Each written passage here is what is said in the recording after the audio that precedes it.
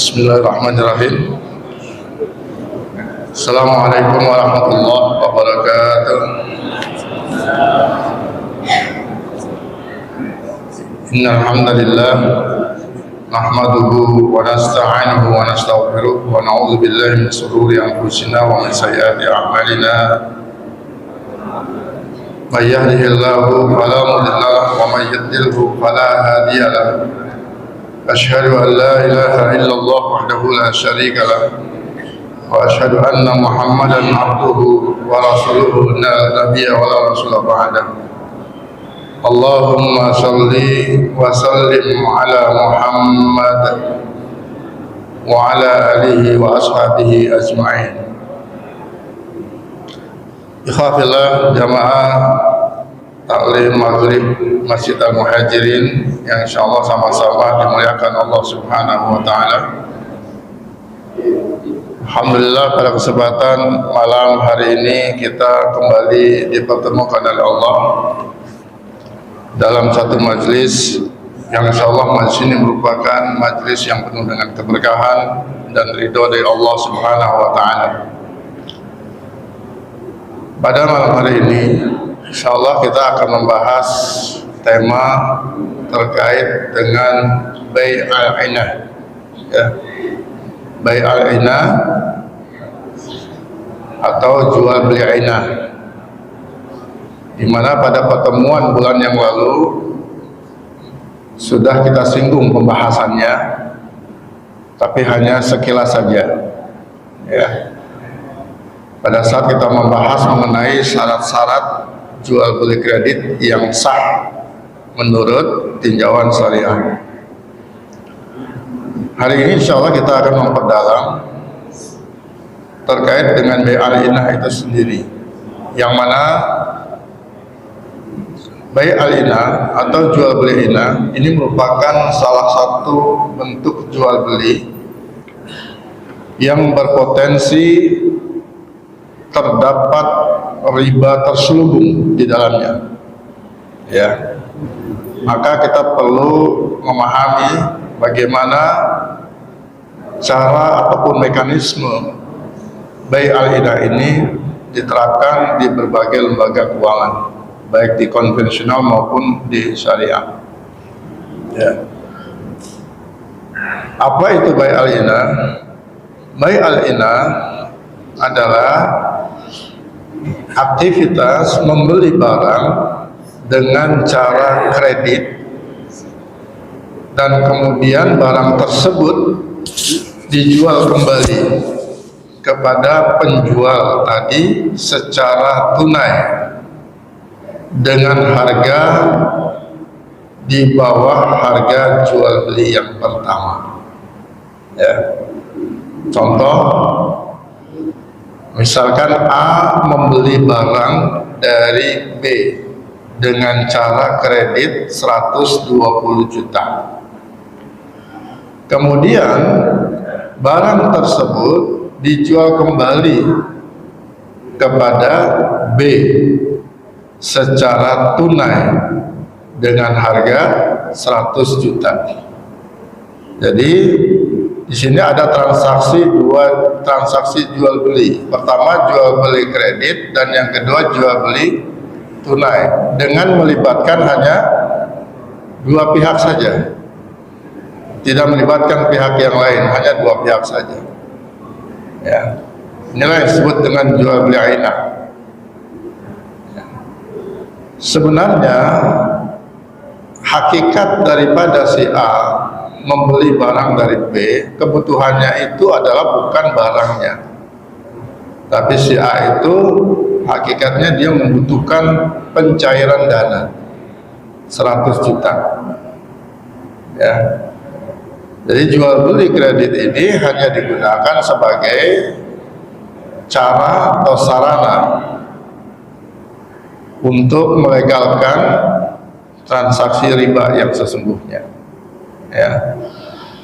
Nah, ini bentuk jual beli 'inah yang pertama. Jadi ketika ada seseorang membutuhkan uang kepada orang lain melalui jalur jual beli kredit, ya. Nah, sekarang ada lagi model yang kedua, Pak. Model yang kedua ini disebut dengan aksal inah atau jual beli aksal inah, aksal inah. Yaitu ini kebalikannya nih. A punya duit, A butuh duit, ya, dan dia punya barang. Mau dijual barangnya sayang, gitu kan? Mau dijual barangnya sayang. Dia punya mobil kesayangan misalkan, dia butuh duit. Sebenarnya kalau dia jual mobil itu udah dapat duit kan gitu ya. Tapi sayang, mau dijual sayang. Akhirnya apa? Dia lakukan akad jual beli aksal inah ini, yaitu si A menjual rumah misalnya kepada B tunai senilai 100 juta. Lalu A membeli kembali dari si B, ya, secara kredit seharga 120 juta selama 2 tahun misalnya dengan sistem angsuran, ya.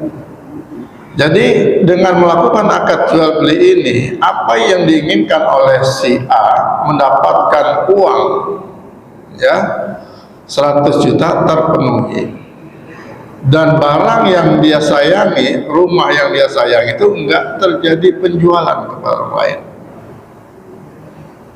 ya. Dapat duit 100 juta di satu sisi, di sisi yang lain si A punya utang kepada B 120 juta, ya.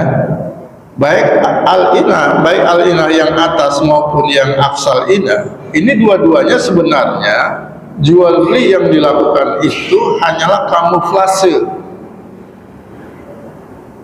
Yang sesungguhnya terjadi, A itu sebenarnya butuhnya cuma duit doang, ya.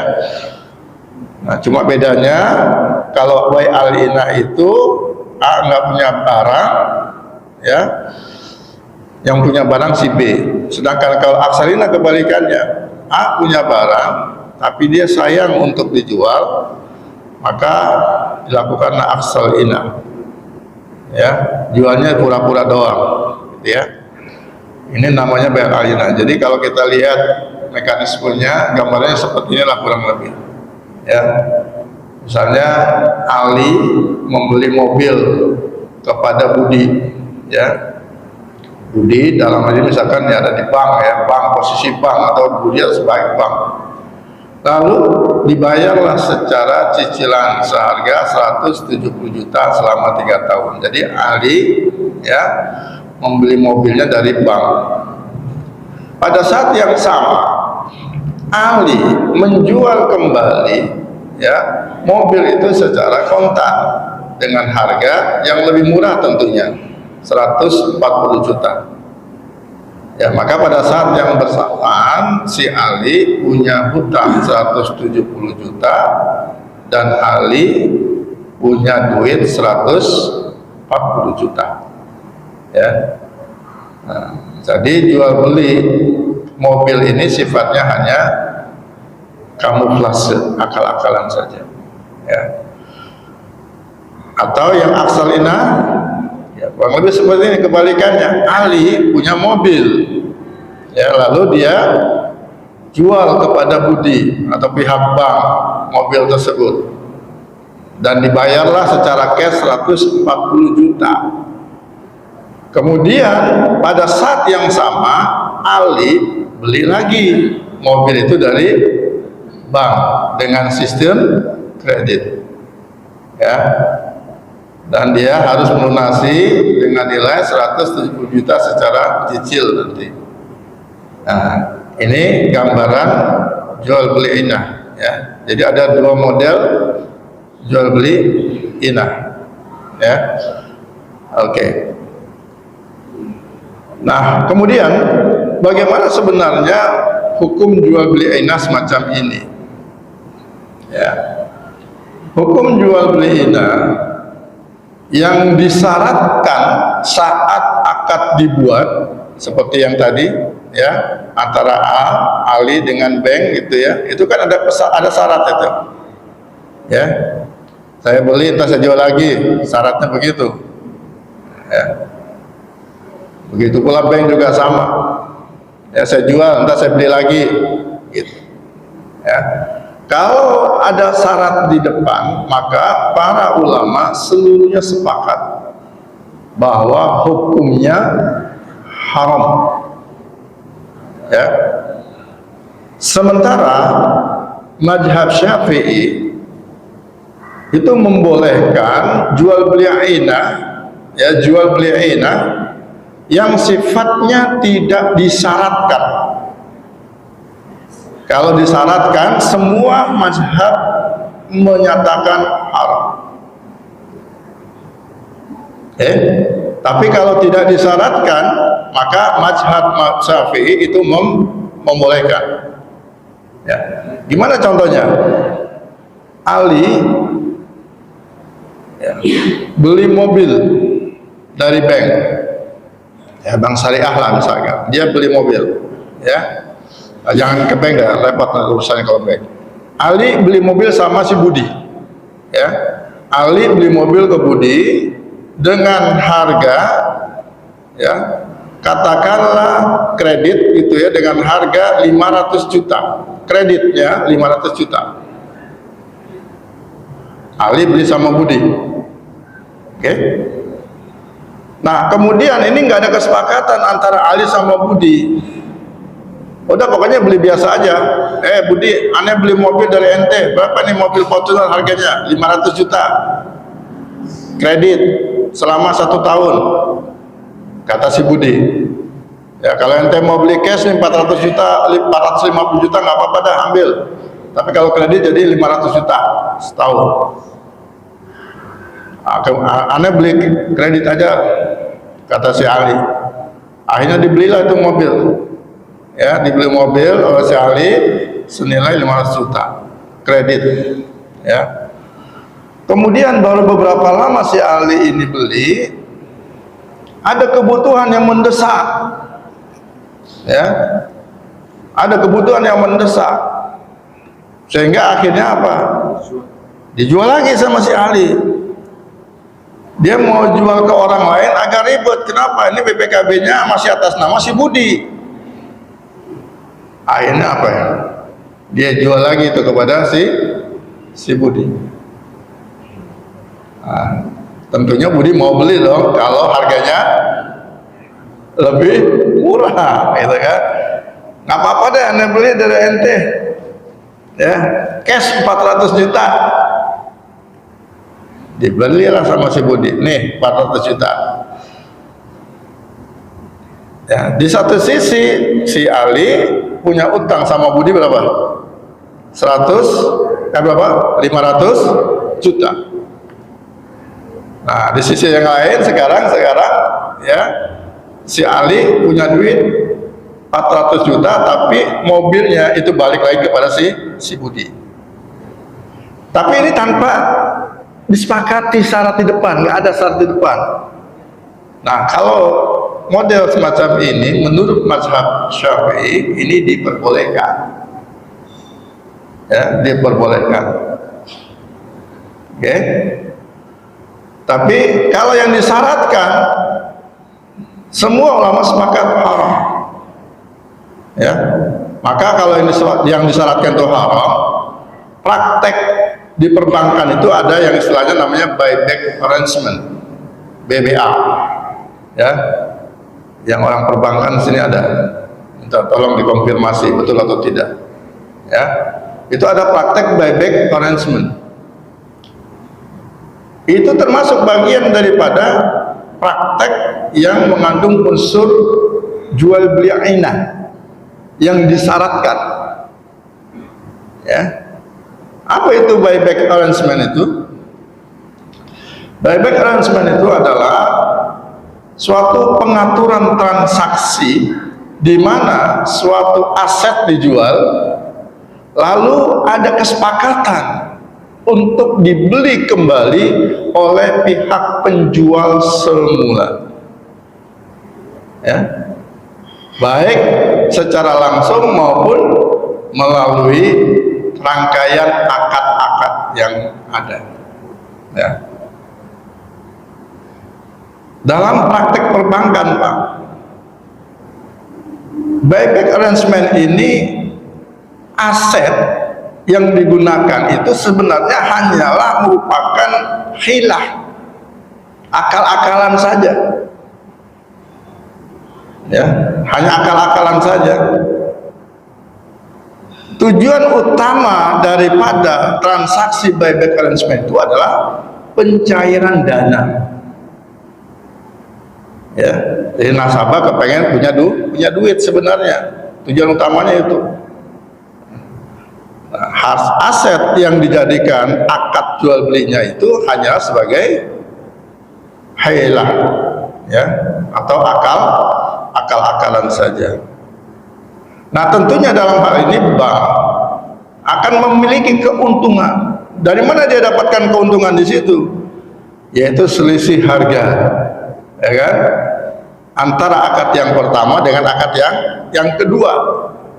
Nah, sebagai contoh begini lah, Pak, gampangnya ya, misalkan ada seorang nasabah, dia punya, katakanlah punya apa ya, mobil lah ya, mobil. Datang ke bank, saya mau jual mobil saya, ya, senilai 500 juta tunai, ya kan? Tapi nanti syaratnya, tolong jual lagi itu mobil ke saya secara kredit dengan harga misalnya 700 juta. Ya, nah ini akal-akalannya seperti itu. Setuju? Ya, akhirnya kesepakatan itu setelah dibayar tunai oleh bank 500 juta, lalu kemudian bank itu menjual kembali kepada nasabah dengan harga 700 juta secara nyicil 3 tahun misalnya. Ya, itu akad buyback arrangement atau BBA. Ya. Jadi nasabah dia tetap menggunakan mobil tersebut, meskipun dia pada saat itu dapat duit berapa? 500 juta. Nah, jadi sebenarnya ya, kalau kita lihat ya dari secara ekonomi, ya, nasabah itu sebenarnya dia cuma terima duit 500 juta, ya, kemudian dia mengembalikan 700 juta. Ini hakikatnya dia itu minjem duit, Pak. Minjem duit berapa? 500 juta. Terus dia wajib bayar 700 juta. Itu hakikatnya sebenarnya yang terjadi. Ya. Nah, ya. Nah, ini terkait dengan ya, hukum jual beli. Ya. Baik.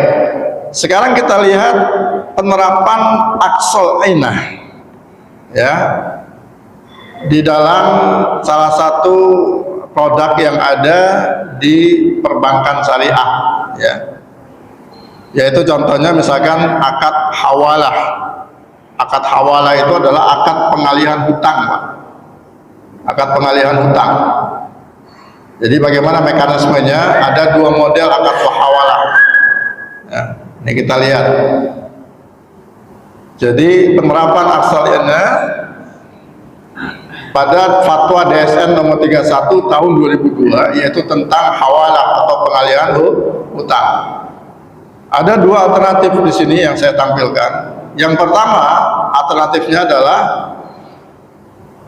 prosedurnya. Yang pertama, misalkan LKS atau lembaga keuangan syariah memberikan kod kepada nasabah. Memberikan kod itu memberikan pinjaman, memberikan hutangan kepada nasabah.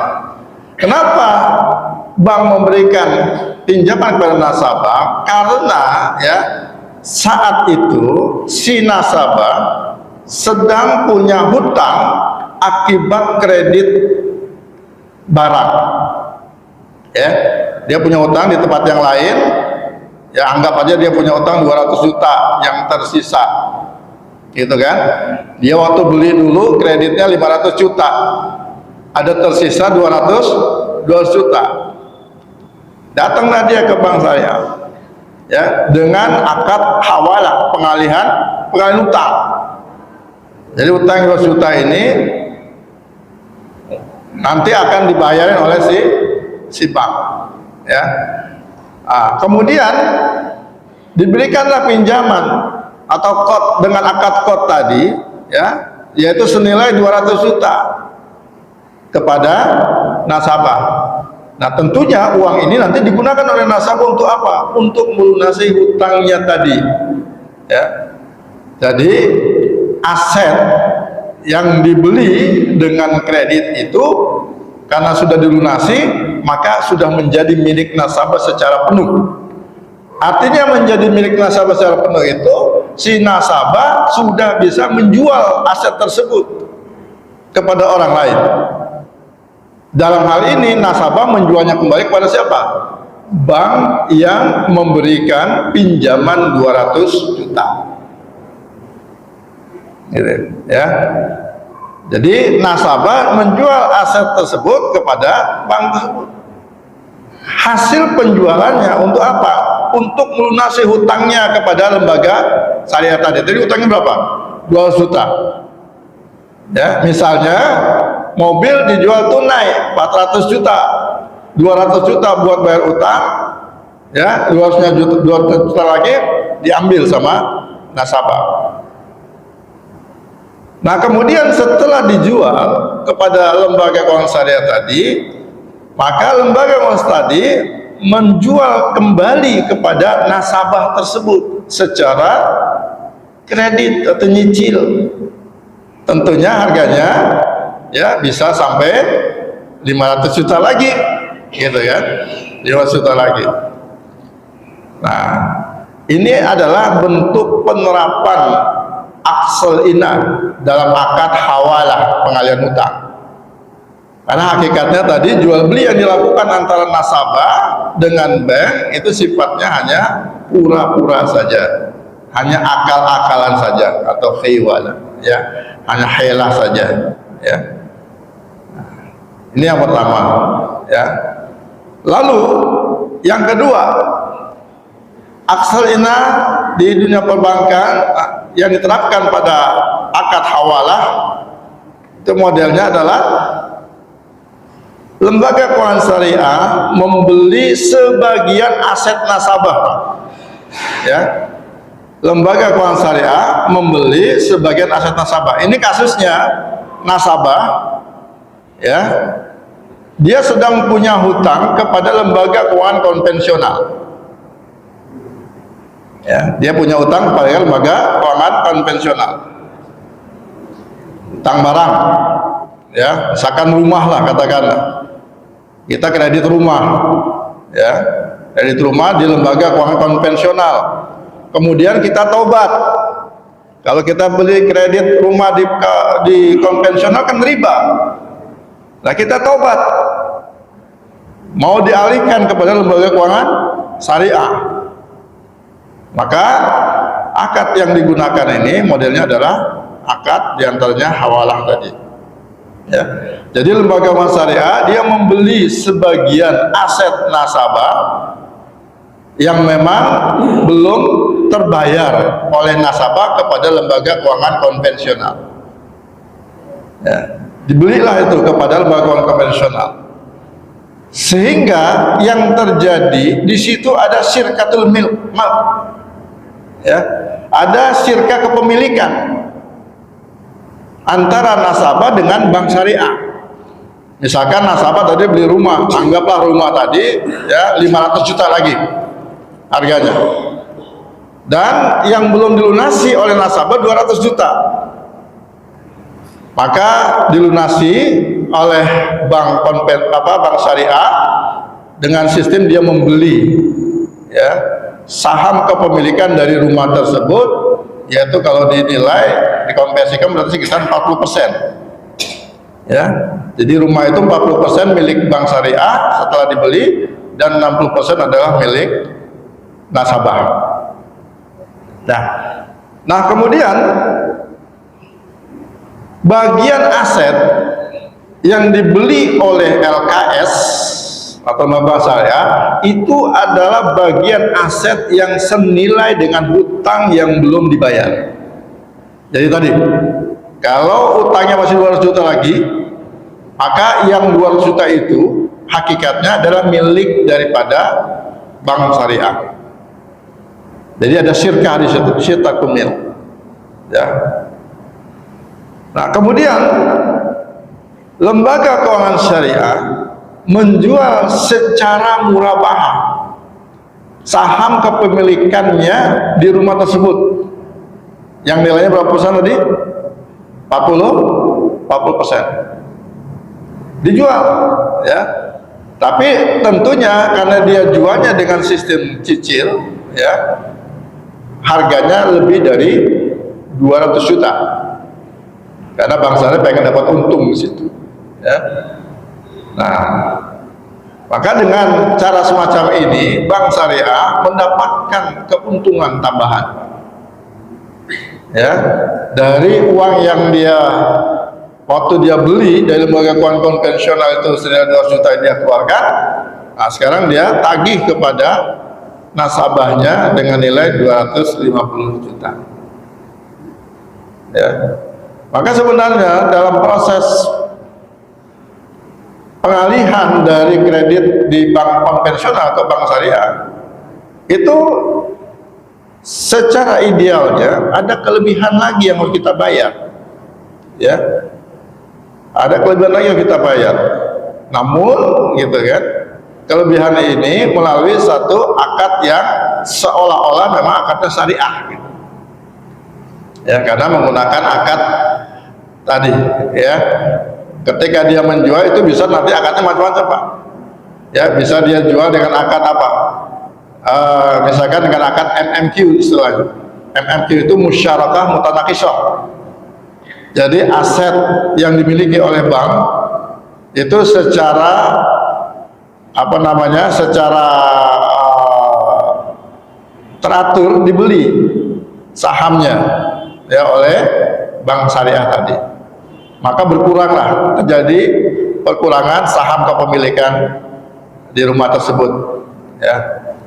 Nah, ini yang terjadi di dalam akad, ya, jual beli ainah yang diterapkan, ya, pada akad hawalah atau pengalihan hutang, ya. Atau bisa juga nanti menggunakan akad apa? Akad IMBT. Kalau tadi menggunakan MMQ, musyarakah mutanakisah. Cara yang lain, bank juga bisa menggunakan akadnya namanya IMBT, ijarah muntahiyah bitamlik. Jadi dia pakai akadnya akad sewa.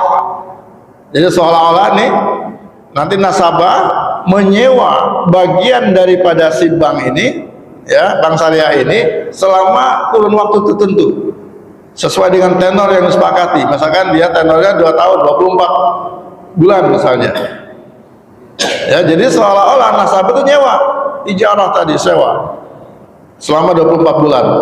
Nah, nanti pada akhir cicilan, ya, itu sudah disepakati bahwasannya aset itu akan berpindah kepemilikan. Yang 40% saham bank syariah tadi akan berpindah kepemilikan menjadi milik si siapa, nasabah, gitu, Pak, ya. Nah, ini akad ijarah mutahiyah bitamlik. Jadi selama ngangsur dia seolah-olah sewa itu rumah, haknya si bank yang 40% selama ngangsur. Setelah selesai angsuran terakhir itu seolah-olah dia membeli dari bank. Angsuran terakhir itu dianggap sebagai akad jual beli terhadap bank syariah.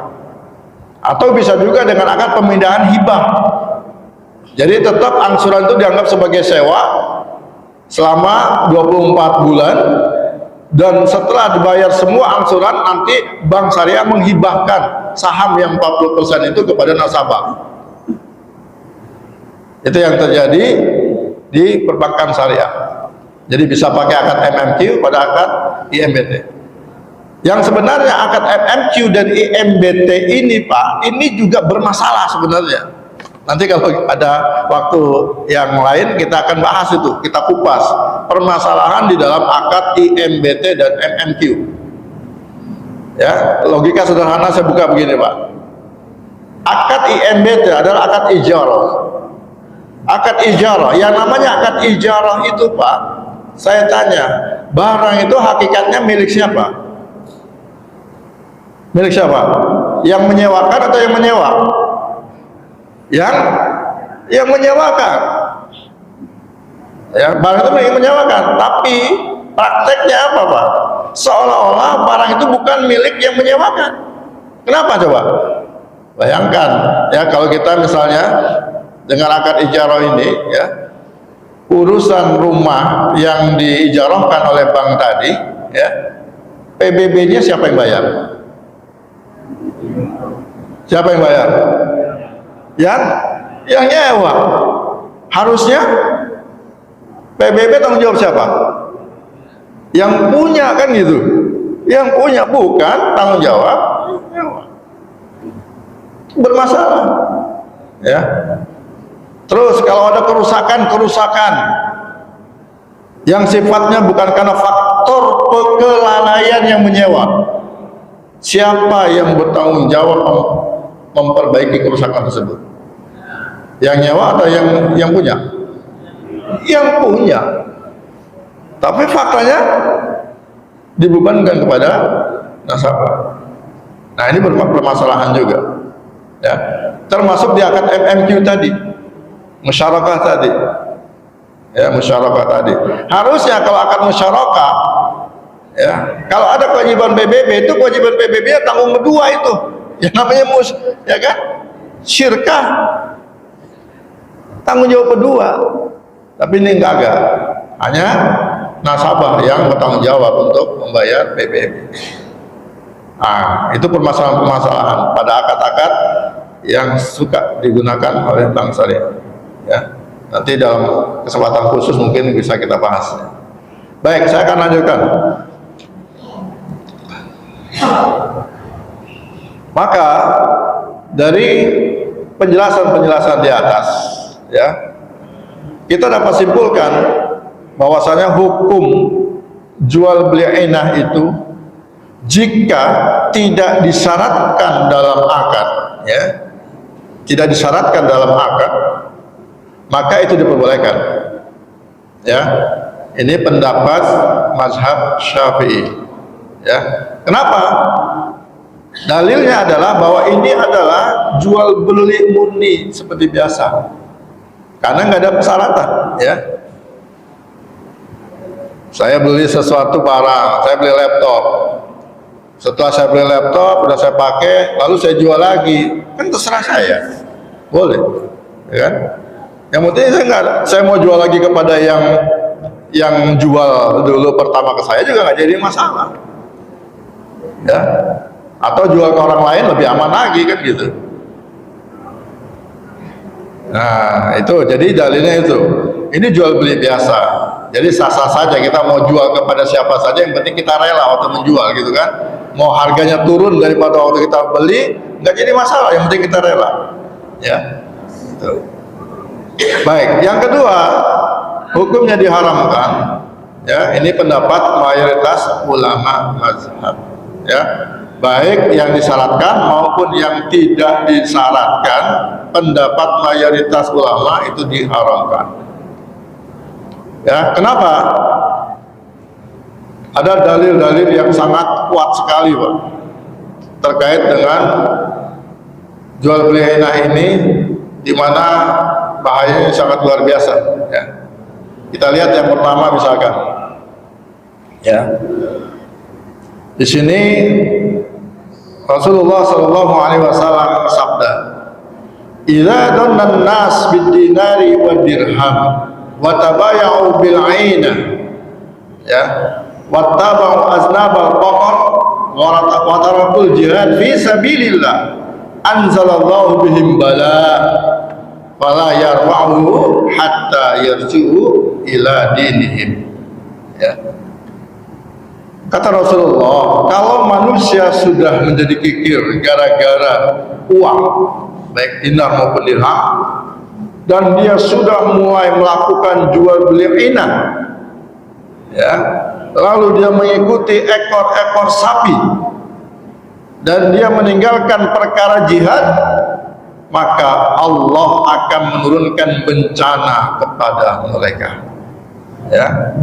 Dan bencana itu tidak akan dihilangkan sampai mereka kembali kepada jalan yang benar, ya.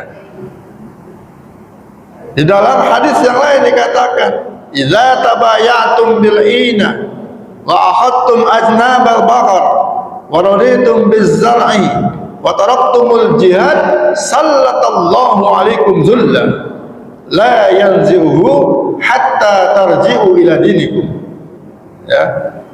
Kata Rasulullah, kalau kalian melakukan jual beli ina, idza tabayatum bil ina wa akhadtum aznabal baqar, mengikuti ekor-ekor sapi, wa raditum biz zar'i, dan kalian membangga-banggakan tanaman yang kalian miliki, wa taraktumul jihad, dan kalian meninggalkan perkara jihad, sallatallahu alaikum zullan, niscaya Allah akan turunkan kehinaan kepada dirinya.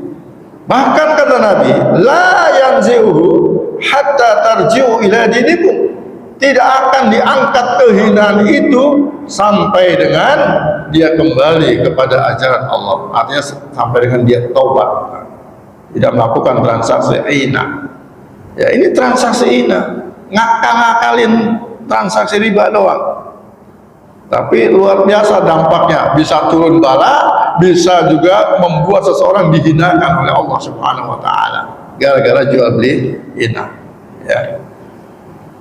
Lalu dalil yang kedua, kita lihat diriwayatkan oleh Daruqutni dan Baihaqi dari Abu Ishaq, dari istrinya Aliyah, bahwa ia pernah menemui Aisyah bersama dengan Ummu Walid Zaid bin Arqam. Jadi istrinya Zaid bin Arqam pernah datang kepada Aisyah radhiyallahu anha, ya. Lalu apa yang dilakukan oleh istrinya Zaid tersebut? Dia menceritakan terkait dengan muamalah yang dilakukan dirinya dengan suaminya, yaitu Zaid bin Arqam. Kata si istri Zaid, dia pernah melakukan transaksi dengan suaminya. Jadi suaminya itu beli budak dari bininya, ya, dari bininya, dengan cara ngutang senilai 800 dirham. Kemudian setelah itu suaminya atau Zaid bin Arqam ini menjual kembali kepada istrinya dengan harga 600 dirham. Oh, ya. Jadi Zaid bin Arqam saat itu dapat duit 600 dirham di satu sisi, di sisi yang lain dia punya utang sama bininya 800 dirham. Disampaikanlah informasi ini, ya, kepada Nabi, ya. Terus apa komentar Nabi? Komentar Nabi, tolong sampaikan, ya, melalui istrinya Zaid, sampaikan kepada Zaid, suruh dia taubat, suruh dia taubat. Kalau kagak taubat, katanya apa? Kalau kagak taubat, maka pahala jihadnya Zaid itu akan hilang, pahala hajinya bersama Rasulullah akan hilang. Suruh sampaikan itu, ya. Ngeri ya Pak, ya, pahala jihad bersama Rasulullah hilang gara-gara apa? Inah. Loh, sekarang kita jihad aja kagak pernah sama Nabi, boro-boro sama Nabi kan, jihad untuk ke Palestina kita kagak berani. Udah sok-sokan kita itu melakukan transaksi inah, udah sok-sokan melakukan transaksi ribawi. Apa yang kita bisa harapkan dari kita miliki sebagai tebusannya, ya. Jadi hati-hati. Kemudian wanita tadi berkata, bagaimana kalau yang ku ambil itu hanya modalku saja? Artinya istri Zaid itu nanti hanya menagih senilai berapa? 600 saja. Jadi tidak ada kelebihan. Bagaimana? Gitu. Ya. Maka Aisyah menjawab dengan firman Allah, ya. Wa man ja'ahu mau'izatun min rabbih fantaha falahu ma salaf wa amruhu ila Allah. Wa man 'ada faulaika ashabun nar hum fiha khalidun. Orang yang sudah mendapatkan pencerahan tentang bahaya ina, ya, kalau dia mau tobat, ya, maka apa yang dia lakukan, ya, dosa-dosa yang berhubungan dengan yang dia lakukan itu akan diampuni oleh Allah Subhanahu wa ta'ala. Ya, sebelum dia tahu. Kan tadinya kagak tahu nih, kagak tahu kan bahwa ina ini dilarang. Istrinya Zaidnya kagak tahu, Zaid pun nggak tahu bahwa ina itu dilarang sebelumnya. Setelah cerita melalui istrinya, baru dia tahu. Nah, kalau dia taubat nih, maka transaksinya diampuni oleh Allah Subhanahu wa ta'ala. Tapi kalau kita mengulangi lagi, waman ada, kita ulangi lagi itu transaksi ina, kita ulangi lagi transaksi riba yang sudah kita tahu sama-sama haram, wa ulaika ashabun nar hum fiha khalidun, maka mereka akan masuk kategori orang yang kelompokkan sebagai orang penghuni neraka. Bahkan bukan cuma sekedar menghuni, Pak, kekal di dalamnya. Ya, dahsyat sekali ini, ya, masalah riba ini, ya. Maka hadis ini dengan tegas, ya, melarang tentang jual beli ainah dengan tegas sekali. Lalu ada dalil yang ketiga, Pak. Dalil yang ketiga ini diriwayatkan dari Ibnu Abbas bahwasanya ia pernah ditanya tentang seorang yang menjual sehelai sutra kepada orang lain seharga 100 dirham kredit. Kemudian ia membelinya kembali seharga 50 dirham secara kontan. Maka Ibnu Abbas menjawab, itu artinya sama aja kita menjual dirham dengan dirham. Ya, menjual dirham dengan dirham. Hukum menjual dirham dengan dirham, Pak, itu harus sama nilainya dan harus tunai. Sama seperti kita jual beli mata uang. Ya, kita tukar mata uang kita rupiah kita tukar dengan rupiah, itu syaratnya dua, harus sama nilainya dan harus tunai. Makanya kalau kita nuker duit buat lebaran 100.000, itu dengan uang receh harusnya 100.000 juga, nggak boleh dikurangi. Kalau dikurangi sudah beda, maka di situ ada riba fadl namanya. Ya, ada riba fadl. Ya. Jadi ini juga sama kasusnya, kata Ibnu Abbas, ya, ini mah sama aja, ente nuker dirham sama dirham dengan jumlah yang berlebih, gitu, ya. Sementara sutra itu hanya sebagai hilah, akal-akalan aja. Nah, ya, hanya sebagai hilah, akal-akalan lanjutannya, ya. Maka ini haram hukumnya, ya. Jadi selisihnya itu yang 50-nya itu adalah riba fadl namanya, ya. Lalu dalil yang keempat diriwayatkan dari Anas bin Malik, ketika ditanya tentang bai' al-inah, di mana sutra sebagai mediatornya, beliau menjawab, sesungguhnya Allah tidak mungkin dikelabui, ya, karena itu termasuk perbuatan yang diharamkan oleh Allah dan Rasulnya, ya. Jadi jangan coba-coba mengelabui Allah, ya, jangan coba-coba mengelabui Allah, jangan melakukan jual beli ainah seperti ini. Baik, silakan azan dulu.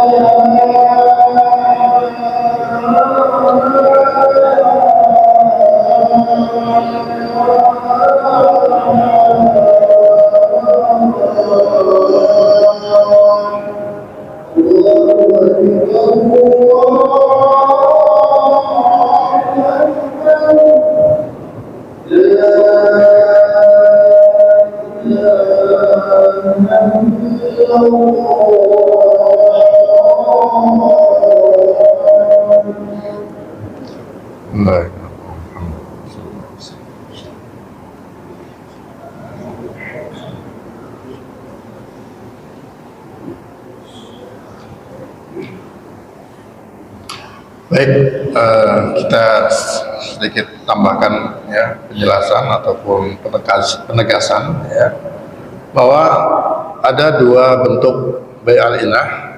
Bentuk pertama yaitu ketika seseorang membeli barang dari orang lain dengan harga tertentu, dengan sistem cicil dalam waktu tertentu, dan kemudian penjual mensyaratkan kepadanya untuk membeli barang itu kembali secara kontan dengan harga yang lebih rendah ya.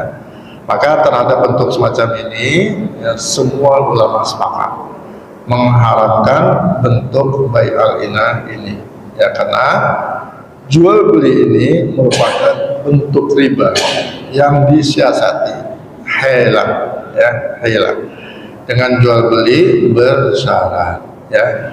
Jadi jangan sampai ini kita lakukan, karena itu ulama sepakat yang model seperti ini ya. Nah, kemudian bentuk yang kedua yaitu ketika seseorang membeli barang yang dibayar secara cicilan, setelah ia menerima barang tersebut maka ia menjual kembali barang tersebut kepada penjual secara kontan dengan harga yang lebih murah dari harga pembeliannya. Dalam bentuk kedua ini ya, jual beli dilakukan tanpa ada syarat ya, tanpa ada syarat.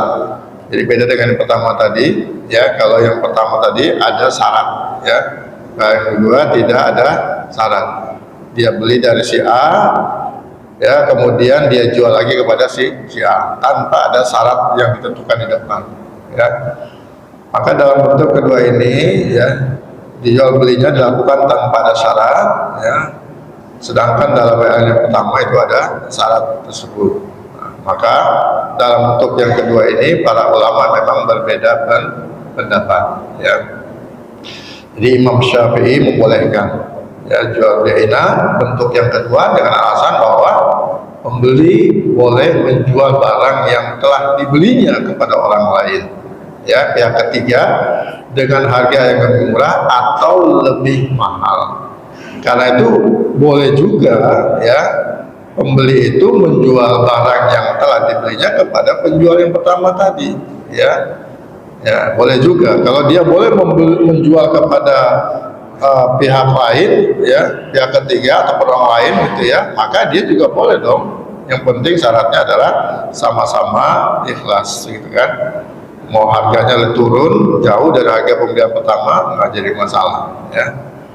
Nah, maka memang dalam hal ini ya yang harus dicatat bahwa yang dibolehkan oleh Imam Syafi'i itu hanyalah jual beli yang tanpa syarat, tanpa ada suatu ikatan ya, tanpa ta'alluq ya, atau tanpa suatu rekayasa. Sedangkan jual beli aina bentuk pertama jelas dilarang oleh beliau ya, beliau juga tetap melarang. Nah, mungkin ada istilah yang lain Pak yang sering kita temukan juga yang mirip-mirip dengan jual beli ina, tapi sesungguhnya bukan jual beli ina, ada berbeda sedikit. Misalkan ketika ada seorang mahasiswa ya, dia butuh uang ya, dia punya laptop yang memang selama ini dia pakai untuk kuliah ya. Ketika dia butuh uang, akhirnya terpaksa laptopnya dia jual. Harga laptopnya ini misalnya 10 juta, tapi dia cuma butuh duit sebenarnya cuma 2 juta. Mau minjem duit kagak dikasih, akhirnya dia jual ini laptopnya ya kepada tetangganya. Ini saya jual laptop saya 2 juta. Kalau dijual 10 juta berat mungkin kan ya belinya. Ya udah 2 juta ya dah. Tapi syaratnya nanti kalau saya ada duit saya beli lagi ya. Ya, kalau saya ada duit nanti saya beli lagi senilai 2 juta. Pernah mengalami kayak gini Pak? Zaman-zaman mahasiswa dulu kita ya. Kalau ada yang pernah ya, kita lihat apakah boleh gitu kan kita melakukan semacam ini ya. Nah di sini kalau berdasarkan hukum jual beli ya sah-sah saja gitu kan, sah-sah saja jual belinya sesuai kan. Tapi kan tadi ada syarat tadi ya, kalau nanti jangan dijual kepada siapa-siapa, nanti saya akan beli lagi kalau saya punya uang. Misalkan dalam waktu sebulan saya ada uang, saya beli lagi 2 juta misalnya, atau dijual dibeli lagi dengan harga 2.500.000 lah, ada kelebihan 500 misalnya ya. Nah jual beli semacam ini sebenarnya adalah jual beli yang disebut dengan bai al-wafa ya, bai al-wafa. Nah bai al-wafa ini sendiri ya juga dipermasalahkan oleh para ulama kontemporer. Kenapa? Ini sesungguhnya akad yang terjadi itu akad utang piutang Pak ya, akad utang piutang ya, akad utang piutang, yaitu si mahasiswa tadi dia ngutang sama tetangganya tadi 2 juta ya. Nah, kemudian laptopnya itu dijadikan sebagai barang jaminan rahan, dijaminkan. Nah kalau akad utang piutang digabungkan dengan akad rahan itu boleh pada dasarnya Pak ya, boleh ya, boleh. Cuma syaratnya apa? Tetangganya yang memberikan pinjaman uang 2 juta itu dia kagak boleh pakai itu laptop, hanya sebagai barang jaminan. Sebab kalau dia pakai itu laptop maka sama saja dia itu ya mendapatkan manfaat atau keuntungan atas pinjaman yang dia berikan kepada mahasiswa senilai 2 juta. Maka ini ya melanggar kaidah kullu qardin darra manfaatan fahuwa riba. Setiap pinjaman yang mendatangkan manfaat atau keuntungan, maka pinjaman atau manfaat keuntungan itu adalah riba ya. Ini kaidahnya. Nah, ini hampir mirip seperti jual beli ainah, ya. Cuma hakikatnya itu memang berbeda, gitu. Ya. Baik, nanti mungkin ada suatu saat kita akan bahas juga tentang jual beli wafa, bai'ul wafa, ya. Bahasnya luas nanti. Saya pikir itu ya yang bisa saya sampaikan. Kalau memang masih ada yang mau didiskusikan, silahkan Pak. Tapi kalau tidak ada, kita tutup sampai sini. Ada yang mau diskusi? Oh ya Pak. Beli rumah secara kredit. Kreditnya di mana? Iya, belinya di mana? Kreditnya di mana? PTN itu banknya bank apa? Konvensional atau syariah? Konvensional. Ya kalau konvensional udah pasti ribanya udah pasti riba Pak. Ya jadi Bapak harus taubat. Tapi udah lunas Pak? Udah lunas atau belum rumahnya? Oh kalau udah lunas sudah, jangan diulangin aja udah. Ya. Kalau udah lunas sudah Pak, udah selesai urusannya. Berarti tinggal taubat, nggak usah ngulangin lagi. Jelas? Ya. Istighfar ya Pak ya, ntar malam sujud, minta ampun sama Allah. Ada lagi yang lain silakan Pak. Salam. Apa bedanya jual beli inai dengan gadai? Baik. Apa bedanya jual beli inai dengan gadai? Ya, baik. Gadai itu akadnya tersendiri, ya namanya akad rahan, Pak. Ya, akad rahan. Akad menjaminkan suatu barang dan biasanya akad rahan ini digunakan, ya. Dia tidak sendiri. Ada akad yang lain yang digabungkan. Ya. Misalkan kita ngutang, akadnya adalah akad qad, ya. Dan saat akad qad kita berikan, lalu kemudian kita syaratkan, saya mau minjemin duit ke Anda, tapi syaratnya Anda harus gadaikan sertifikat rumahnya ke saya, ya.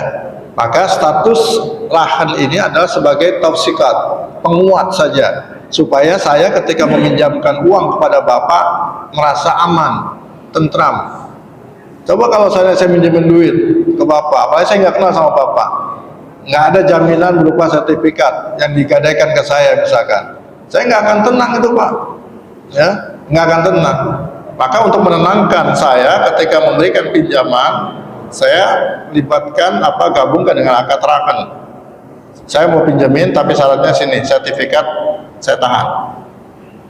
Begitu pula ketika Bapak beli rumah atau beli motor misalkan secara kredit, ya itu juga sama. Kita membeli motor dengan cara kredit, akadnya akad apa? Jual beli kredit, ya, bai'ut taksid. Kita pakai akad jual beli bai'ut taksid tadi, atau dengan cara murabahah, ya, itu dengan cara murabahah secara kredit misalkan kita beli. Pada saat itu biasanya ya yang jual itu ya menambahkan akadnya, akad apa? Akad rahan, akad gadai.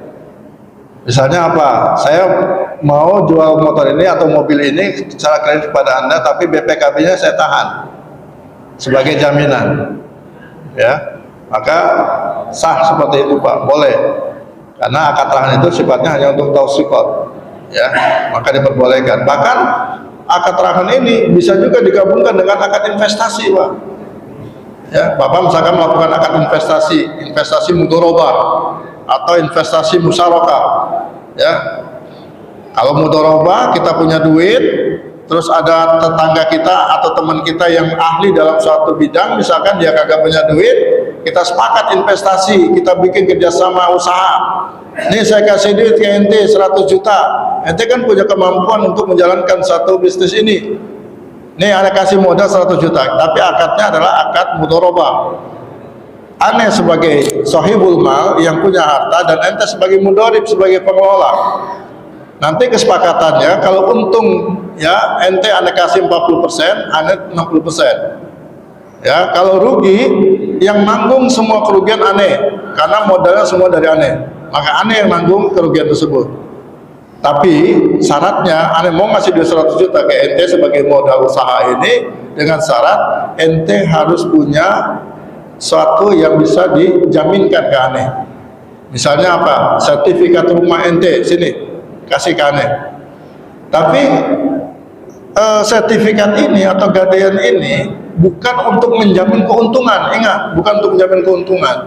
Tapi untuk menjamin apa? Menjamin bahwasannya si pengelola itu dia tidak akan membawa lari modal kita. Dia tidak akan menyalahgunakan modal yang kita kasih 100 juta tadi. Maka itu diperbolehkan.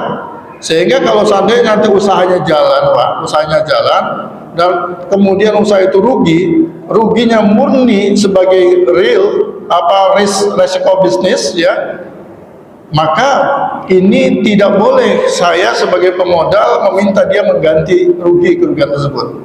Nggak boleh, itu kerugian saya yang tanggung. Tapi kalau seandainya kerugian yang terjadi disebabkan karena faktor kelalaian dia, modal yang saya kasih 100 juta bukan dipakai untuk menjalani usaha, tapi dipakai lebih baik untuk kepentingan keluarganya, ya kan? Dia beliin apa buat anaknya, buat bininya, semua kalung dibeliin buat bininya, pakai duit itu. Nah ini karena ruginya ini karena faktor kelalaian dia, ya, penyimpangan yang dilakukan. Baru kalau seperti ini yang terjadi, ya, saya boleh, ya, mengeksekusi sertifikat yang dijaminkan tadi, ya, untuk membayar kerugian yang disebabkan karena faktor penyelewengan dari si pengelola usaha. Begitu Pak, ya, jelas Pak ya. Jadi akad gadai itu dengan akad jual beli adalah akad yang memang biasanya suka digabungkan ketika jual beli kredit dilakukan, ya, jelas Pak ya.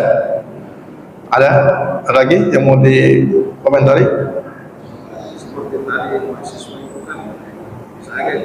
Oh iya betul, yang mahasiswa tadi, ya, kasus yang mahasiswa tadi, ya, bisa aja Pak, ya, kalau memang dia menjual, ya, kalau memang dia ngutang, ya, kalau ngutang berarti ini laptopnya sebagai apa? Gadaian.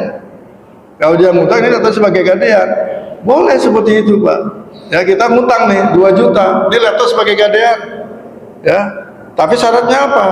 Yang menerima gadai ini kagak boleh pakai ini laptop, ya, karena kalau dipakai laptop ini artinya apa? Ada keuntungan bagi yang ngutangin, ya, yang ngutangin mahasiswa tadi ada untung dia. Untung apa? Untung pakai laptop. Atau kalau yang mau contoh yang lebih real lagi, yang lebih jelas lagi, misalkan yang digadaikan bukan laptop Pak, yang digadaikan motor misalnya, ya, mahasiswa tadi punya motor, dia butuh duit 2 juta, minjem ke saya 2 juta, saya kasih 2 juta, tapi syaratnya motor dijaminkan ke saya. Nah ketika motor itu dijaminkan ke saya tidak boleh pakai itu motor, karena kalau saya pakai itu motor saya ada untung. Untung apa? Untung pakai. Sehari saya pakai, itu keuntungannya samanya kita nyewa motor sehari berapa? 50.000 misalnya, berarti saya makan riba 50.000 sehari. Sebulan saya pakai itu motor, berarti tinggal dikali 50.000 kali 30 hari, ya, berapa sudah, ya, 1,5 juta saya nggak makan riba itu kalau saya pakai itu motor. Maka kalau kita mau memberikan pinjaman dan kita ngambil barang gadaian itu, jangan kita pakai gadaiannya, karena kalau kita pakai ada keuntungan atau manfaat yang kita dapatkan, haram hukumnya, ya, jelas ya. Baik, ada lagi tadi? Ya silakan. Waalaikumsalam.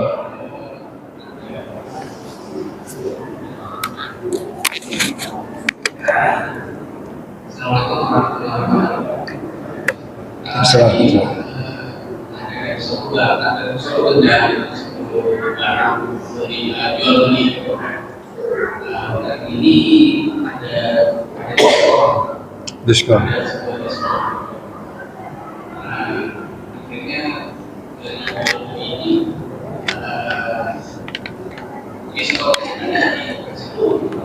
Ya. Ya. Sebenarnya dari barang ini ada sebuah diskon. Ya. Ketika jual beli itu kesepakatan ada supply, tidak ada diskon. Dan akhirnya selesai, jual beli itu selesai. Tiba-tiba pembeli ini tahu ternyata diskon sebesar 5%. Saya tidak tahu sih.